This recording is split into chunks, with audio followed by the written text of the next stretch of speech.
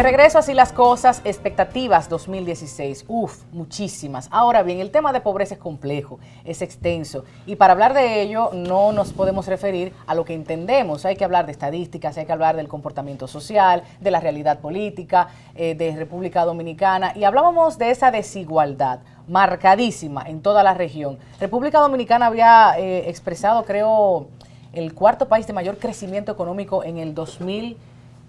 Ahora bien, ¿qué implica crecimiento económico a diferencia de desarrollo humano? Pavel, iniciamos con usted. Significa que en el año 2015 el volumen, el valor de la riqueza producida es un tanto por ciento mayor que el valor de la riqueza producida en el año 2014 y así sucesivamente.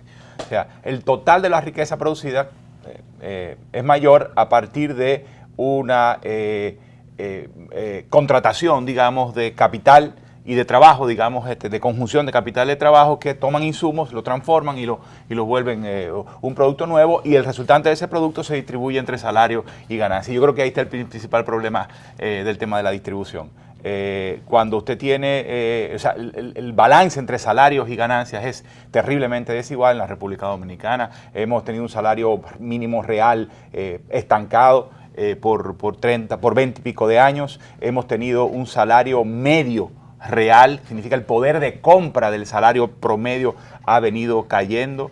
Las remuneraciones del capital han ido incrementándose respecto a las remuneraciones del trabajo, de tal manera que el pastel, cuando crece la economía, el pastel se va distribuyendo cada vez de forma más inequitativa, y eso sucede en parte porque el excedente de fuerza de trabajo no se agota. Es decir, hay un reservorio de fuerza de trabajo.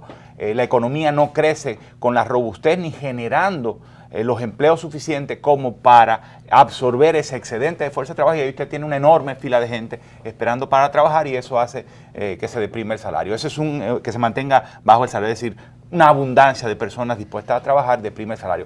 El otro elemento es la falta de organización de la fuerza laboral y el escaso poder que tiene para imponer condiciones distributivas y por lo tanto salariales. Estamos hablando de sindicatos fortalecidos. Sindicatos fortalecidos. Pero no solo sindicatos, también la remuneración, que no tiene que ver con el salario en el sector formal, sino sencillamente los bienes y servicios que vende la gente pobre, digamos, y sus precios relativos con respecto a otros bienes y servicios. El otro tema es la riqueza que se redistribuye a través del Estado. El Estado muerde una porción que es limitada. Se estima que 14% de toda la nueva producción es capturada por el Estado, y uno de sus roles es redistributivo. Pero lo que pasa es que el Estado está capturado. Está capturado por intereses de poder que hacen que el gasto público y las políticas, no solo el gasto, y las políticas, las reglas que desde el Estado emanan, hagan que las cosas se distribuyan. Primero, los recursos del Estado se distribuyan mal, y por otra parte, las decisiones que hace el Estado que le termine favoreciendo. Caso de las exenciones, por ejemplo, es bastante claro, o incluso la venta de bienes públicos y los precios de la venta de esos bienes públicos. Luego está el tema del gasto. El gasto lo que tiende es un gasto que al Estado estar capturado tanto por intereses económicos como por intereses políticos, y en este caso tengo la impresión de que los intereses políticos han tomado primacía frente a los intereses económicos, pero ellos pactan, ¿no? Exacto. Ellos pactan, ellos se entienden, pero hay ciertos acomodos y balances en el cual me parece que los partidos políticos han ganado fuerza, se han tenido un mayor nivel de autonomía en la negociación frente a los sectores, digamos, de capitalistas tradicionales, de poder tradicionales, y han logrado que el gasto público crecientemente les beneficie. Y lo que consideramos normalmente como el clientelismo, es decir, logran tener los recursos, distribuirlos a su parecer, con poca transparencia, autonomía mucho frente a la ciudadanía, y lo que hacen es alimentar la maquinaria electoral y la maquinaria política en general, alimentar el clientelismo, esa relación de intercambio de favores, claro, con la ciudadanía, que continúa perpetuando la desigualdad, y esa desigualdad también termina condicionando el propio crecimiento. Porque cuando usted tiene una sociedad donde la nueva riqueza que se produce cada año se va distribuyendo desigualmente, pues entonces eso termina haciendo que el propio crecimiento, o sea, ¿qué es lo que ¿cómo responde la producción? La producción responde a la demanda, pero si la demanda, que a su vez responde a la cantidad de dinero que tiene la gente, está concentrada, pues entonces la producción va a terminar siendo de esa manera. Entonces se perpetúa el estado de cosas, una redistribución desigual del ingreso y una redistribución desigual del poder que se retroalimentan entre ellos. Ese planteo que ha hecho Pavel, de manera más sencilla, nosotros estamos destinando casi el 50% de nuestro Producto Interno Bruto, Pavel, y tú me corriges, para todos los compromisos crediticios y de deuda de todo lo que produce la nación. Eso, en términos sencillos, significa que en Dominicana, y según decía un colega tuyo en estos días, un economista de mucha talla aquí, él decía, nosotros estamos pagando el equivalente a 200 millones de pesos diarios solo de intereses y amortizaciones de deuda, 200 millones de pesos diarios. Pero nosotros tenemos 700.000 jóvenes que no trabajan ni estudian, que están en la calle. La generación Nini. Que son los que llaman Nini, generación Nini. Nuestra deuda debe andar tocando en este momento los 34 o 35 mil millones de dólares, Pavel. Sí. Aproximadamente. ¿Este año se espera más? Sí, claro. Es decir, evidentemente por todo el proceso esta ha sido electoral. la gestión de gobierno que más dinero ha tomado prestado en toda la historia de la República Dominicana en el plazo de 3 años. ¿Cómo eso repercute en el bolsillo del dominicano y la dominicana? La pregunta se vincula exactamente Diariamente. al poder adquisitivo, al poder de compra, que es una de las variables que hoy la economía, bueno, el Premio Nobel de Economía Angus, y a quien ustedes se han referido anteriormente, todos se están refiriendo al consumo como el motor de la economía doméstica diaria de este tiempo. ¿Cómo puede consumir? ¿Cómo puede vivir una población que el 85% de los empleados estables ganan menos de 15 mil pesos? 85%.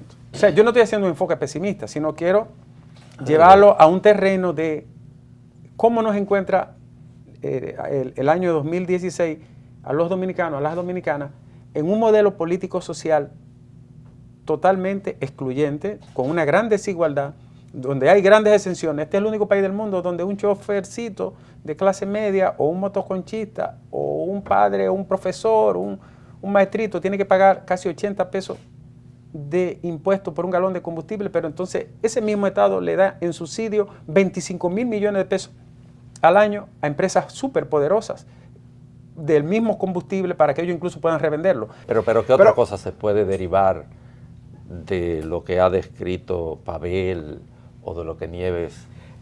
Justamente, mira, no hay otra cosa que no sea si hay Es algo, el tercer país más desigual de América por Latina. supuesto. Y te voy a Y decir América Latina es el continente más desigual del y mundo. esa crisis, En ingreso. esa crisis socioeconómica va de la mano con una crisis del pensamiento en la política dominicana. Es decir, hoy lo que nosotros tenemos en este capitalismo versión neoliberal, pero un neoliberalismo que todavía tiene negociaciones porque tiene una tarjeta de solidaridad, etcétera,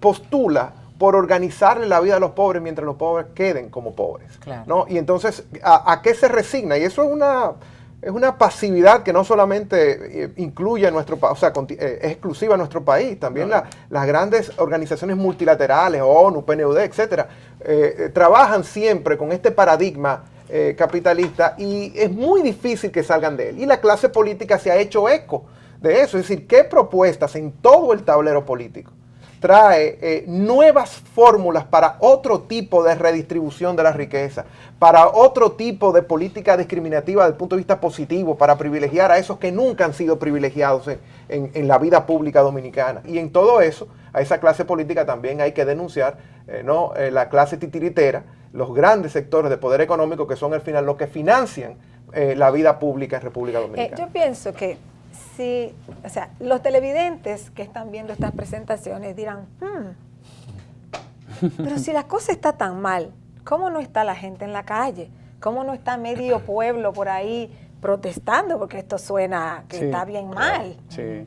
Sin embargo, eso no está pasando. Y yo creo que eso es una buena interrogante para reflexionar Por supuesto. sobre esta sociedad.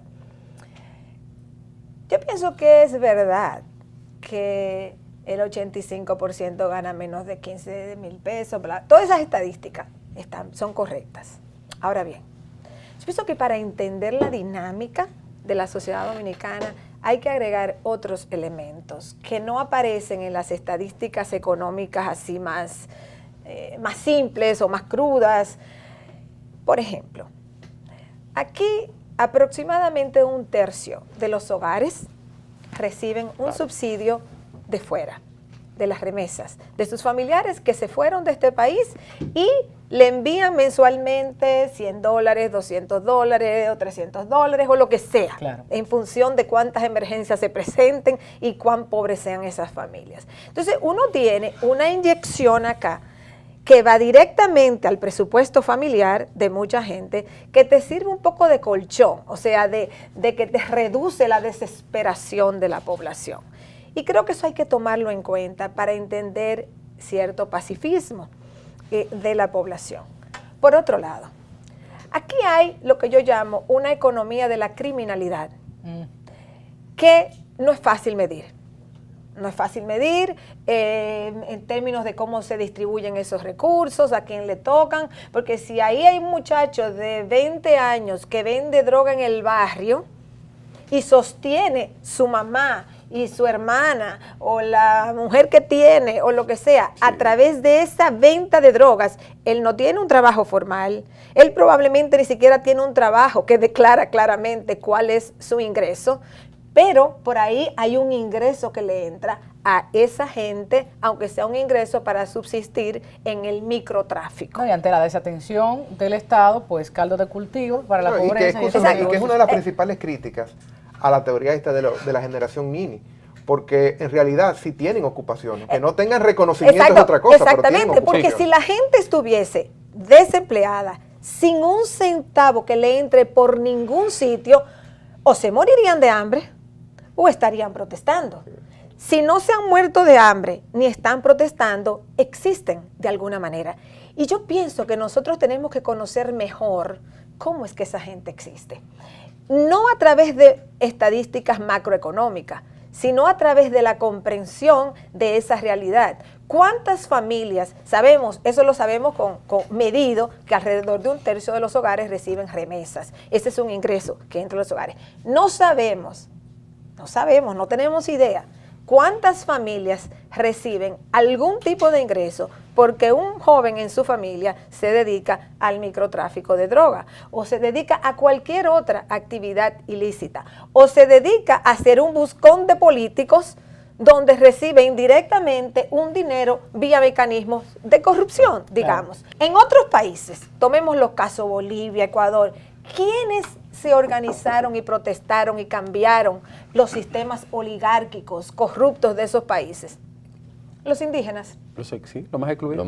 Los más excluidos. O sea, los más excluidos tienen que jugar un papel en los procesos de transformación social. Y aquí eso es imposible, porque los más excluidos y los más pobres están políticamente vedados de tener derechos y de movilizarse por la disputa de la identidad nacional y de los derechos nacionales. Yo quisiera decir algo que tiene que ver con todo lo que hemos presentado en relación con el inmovilismo, porque el inmovilismo es una construcción. Y en un país que está estático, los datos de OFAN y de muchos de los otros organismos revelan que nosotros no hemos tenido en 11 años una movilidad hacia un segmento superior de la sociedad en términos de bonanza económica, sino de un 2.4% o un 2.8%. Bueno, y quien menos se movilizó ascendentemente en América Latina fuimos nosotros, a pesar de ser los campeones del crecimiento. En los últimos 11 años, el resto de los países de América Latina hubo movilidad social en más de un 40%. Importante. Sí. Y por lo tanto, hay una construcción que se cimenta en esa sociedad estática en relación con el inmovilismo social.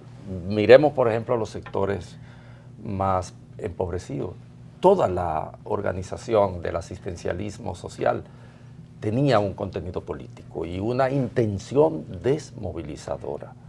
Aquello de pagar para no pegar, etcétera, se transformó en un tipo de práctica orientada a la desmovilización. Y en consecuencia, una parte sustancial de muchos de los sectores populares que activaban en las acciones de protesta en los barrios fueron desmovilizadas a partir del bono gas, el bono luz, etc. No se usa la asistencia social para producir un sujeto independiente, libre, con capacidades económicas autónomas, etc. Y luego está el problema de la pequeña burguesía. Si no ha habido una movilidad social, la incertidumbre de la pequeña burguesía en términos psicológicos se incrementa, porque una característica fundamental de la pequeña burguesía es ser esa clase fluctuante que teme, como el diablo a la cruz, caer en la fosa sin fin de la proletarización. El pequeño burgués lo que quiere es ascender, lo que quiere es tener un estatus que lo lleve a un confort, a un nivel de vida superior y no ir resbalando en el palo encebado en que se ha convertido la realidad social para él. Y por lo tanto estas cosas producen angustia. Una parte importante de la pequeña burguesía frente a esta, de la clase media, frente a esta incertidumbre, lo que ha hecho es responder con la desmovilización. Los factores de cooptación social, en términos de esta estrategia política, porque hablamos de esa sociedad estática únicamente a partir de los datos que la economía puede arrojar, es decir, 50 y pico de años de crecimiento sin desarrollo. Tú dices, bueno, algo ha pasado aquí con la riqueza producida, ¿dónde fue a parar? Porque hay 50 y pico de años, incluso en momentos de crisis, los índices de desarrollo están ahí, o los índices de crecimiento están ahí, pero no hay desarrollo. Mira, André, qué bueno que tocaste el índice de desarrollo humano, y ya solamente para acotarlo y vincularlo a la exposición de Rosario y el análisis económico que hicieron Pavel y el licenciado.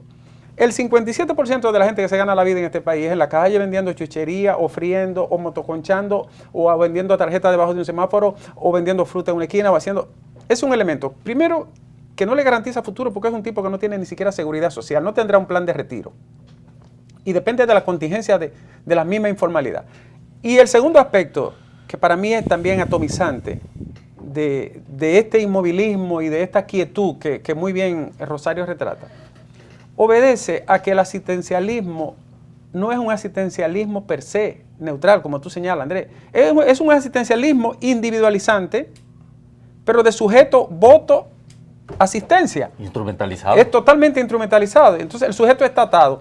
Y eso se demuestra tanto así, que las cifras del índice de desarrollo humano, que sí es un medidor eficaz para ver cómo estamos en salud, cómo estamos en educación, agua potable, medio ambiente, acceso a internet, que hoy es una variable para medir incluso la pobreza, acceso al conocimiento, nos damos cuenta que las cifras son demoledoras frente a esa población aplastada por la exclusión y la poca redistribución de los recursos.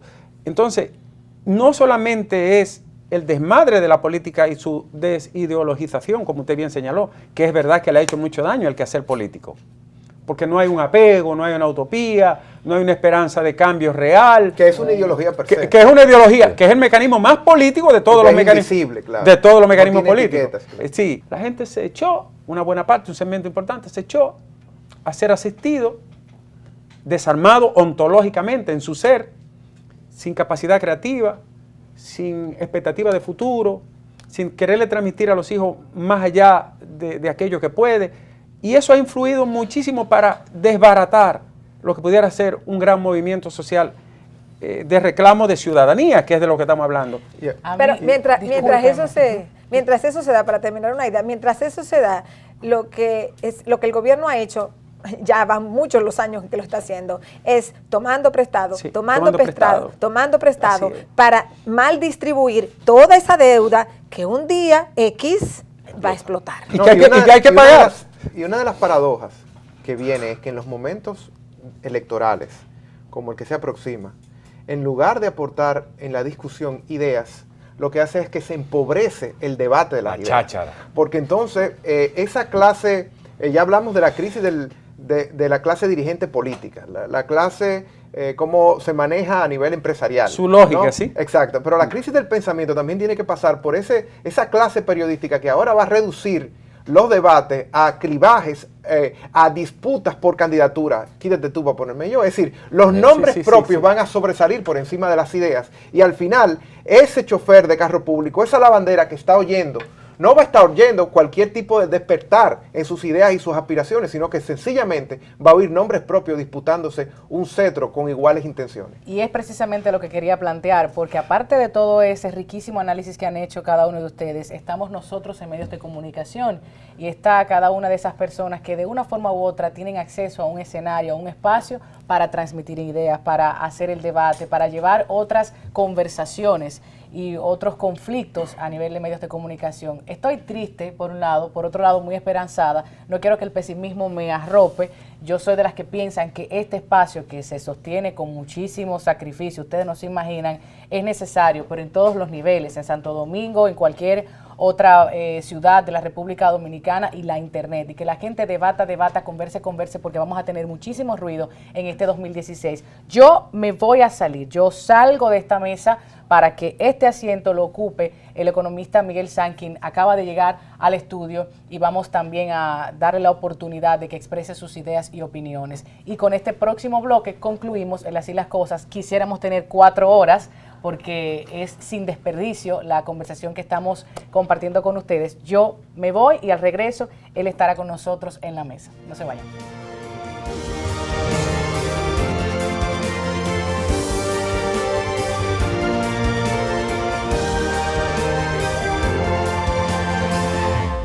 El carnet del Seguro Familiar de Salud te acredita atención en emergencia e internamiento sin pago ni depósito de dinero. Hacerte todos los análisis que necesites. No ser retenido por deudas. Entre otros muchos beneficios. Preséntalo y exige tus derechos. Dida, comprometidos con tu bienestar. Orienta, defiende, informa. Así las cosas, opinión, orientación, debate y entrevistas. Así las cosas busca ofrecer información oportuna para construir una cultura ciudadana que lleve a niveles de conciencia individual y colectiva, orientar y debatir los principales temas estructurales de la sociedad dominicana. Así las cosas propicia la participación plural de la ciudadanía para la exposición de ideas de distintos actores de la sociedad. Consulta a los principales protagonistas de la toma de decisiones en los asuntos de interés colectivo. Así las cosas, cada sábado a las 10 de la noche por Teleradio América.